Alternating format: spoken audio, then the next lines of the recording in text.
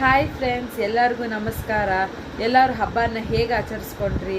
ತುಂಬ ಚೆನ್ನಾಗಿ ಆಚರಿಸ್ಕೊಂಡ್ರಿ ಅಂತ ಅಂದ್ಕೊಂಡಿದ್ದೀನಿ. ಮತ್ತು ಇವತ್ತಿನ ಮಾತುಕತೆ ಏನಪ್ಪ ಅಂತಂದರೆ, ನಮಗೆಲ್ಲರಿಗೂ ತಿಳಿದಿರೋ ವಿಷಯ ಏನಂದರೆ, ಲೈಫಲ್ಲಿ ಒಂದು ಮನುಷ್ಯನೇ ಆಗಲಿ ಅಥವಾ ಒಂದು ವಸ್ತು, ನಾವು ಪ್ರೀತಿಸೋ ವಸ್ತು ಆಗಲಿ ಸರಿ, ನಮಗೊಂದು ಸರಿ ಸಿಕ್ಕಿದಾಗ ಅದು ನಮಗೆ ಯಾವತ್ತೋ ಒಂದು ದಿನ ಕಳೆದೋಗೋ ಒಂದು ದಿನ ಬಂದೇ ಬರುತ್ತೆ. ಏನಕ್ಕೆ ಏನೋ ಒಂದು ವಿಷಯ ಸ್ಟಾರ್ಟ್ ಆದರೆ ಅದು ಎಂಡ್ ಆಗಲೇಬೇಕು.